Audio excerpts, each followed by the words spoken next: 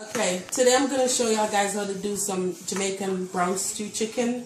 As you can see, I already have the chicken all cut up. I normally skin the chicken, take all skin off, and I'm just using leg quarters. I cut them up in small pieces. As you can see, they're in small pieces. And if you like skin on, you can keep the skin on. It's up to you.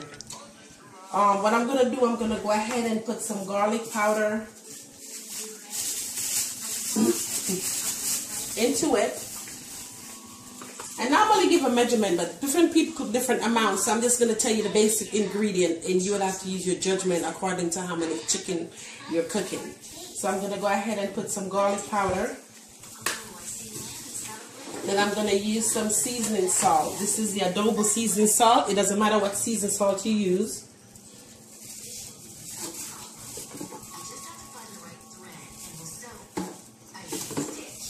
I'm also going to use some cayenne pepper. It's hard to get Scotch bonnet pepper where I live, so I normally use cayenne pepper because I don't have the ability to get Scotch bonnet pepper. But whatever pepper of your choice is fine. I like my food spicy, so I normally put a lot of pepper in it. If you're a spicy lover, you could put as much pepper as you want in it. Then I'm going to put some allspice seasoning into it. Ooh, excuse me. I'm going to put some allspice seasoning in it.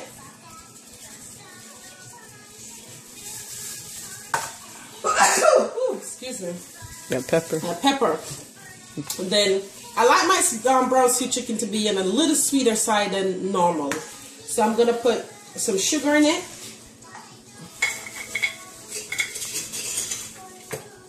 You can put as much sugar in it. It depends on how sweet you like the stew chicken to be.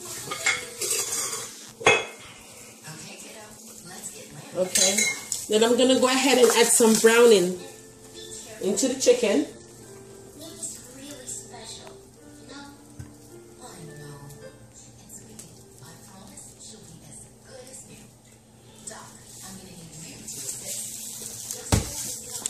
Then what I'm going to do, I'm going to go ahead and get the veggies. I already have my veggies all cut up. Now I have some green bell pepper, I have red pepper, I have some onion, I have tomatoes, and I have some thyme.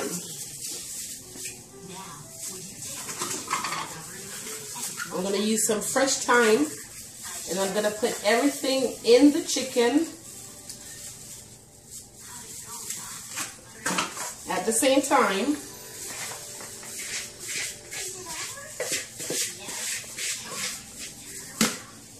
Once I finish putting in the chicken, I'm going to go ahead and get it all seasoned up. You want to make sure you just kind of season everything, get everything all in.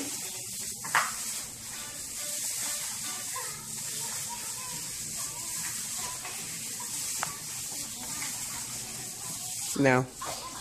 Okay, so now I'm finished seasoning. You see all the veggies are all in the meat. It's all seasoned up. Then what I normally do once I finish seasoning, I normally kind of brown the meat a little bit. And I'm going to go over here to the stove. And I'm going to go ahead and put all the meat into the pot. I put a little bit of oil on the bottom. I do not use a lot of oil because some oil is going to get off the meat. Plus the chicken is going to spring a lot of water. So I'm going to use most of the water that comes from the chicken to actually stew the meat down. So I'm going to go ahead and pour everything in the pot.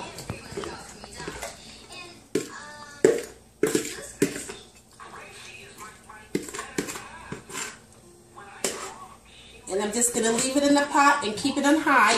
And I'm going to let it stay in the pot. I'm going to keep on stirring it and just let it brown fry just a little bit. You don't want it to fry too much because you're going to use the water that comes from the chicken and stew and steam the chicken down and let the water itself cook the chicken and not fry the chicken.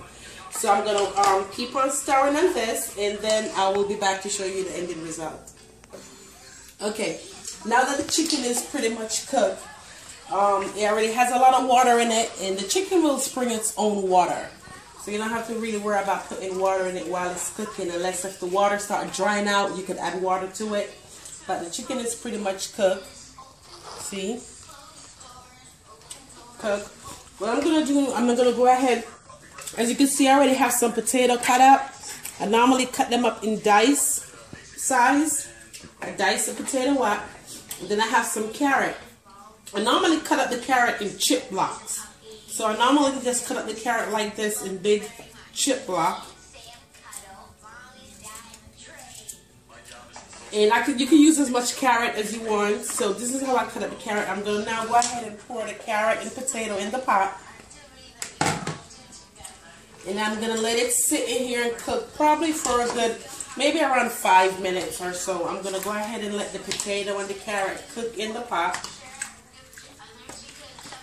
And once it's finished cooked, I'll come back and show you how to add the final sauce to it to give it that thick gravy that everyone's like. So I'll be back.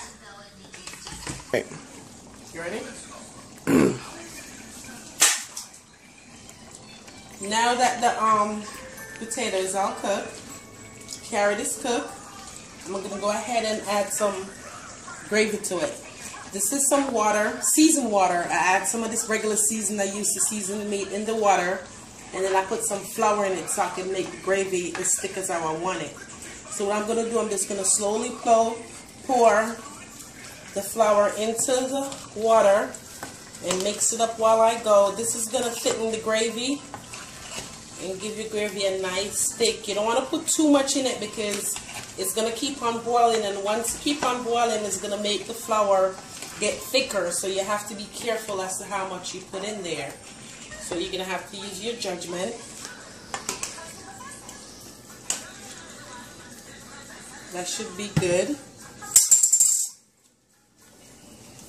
I'm going to just mix it up a little bit, and then I'm going to just let it cook and cook the flour in for around 5 minutes and medium. Turn the stove down to medium because you don't want it to start sticking and burning the bottom because the gravy is going to get thick. So you just want to keep stirring it and keep it on medium heat and let the flour cook in it, and then it should be ready. Okay, now the stew chicken is all finished. You can see the texture of the gravy.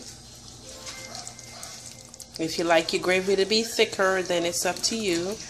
Have lots of gravy because I love gravy, so I always make a lot of gravy. I like extra gravy on my rice and on my food.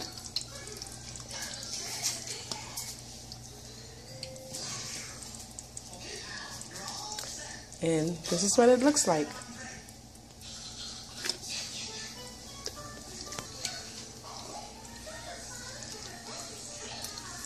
Nice and tender. See?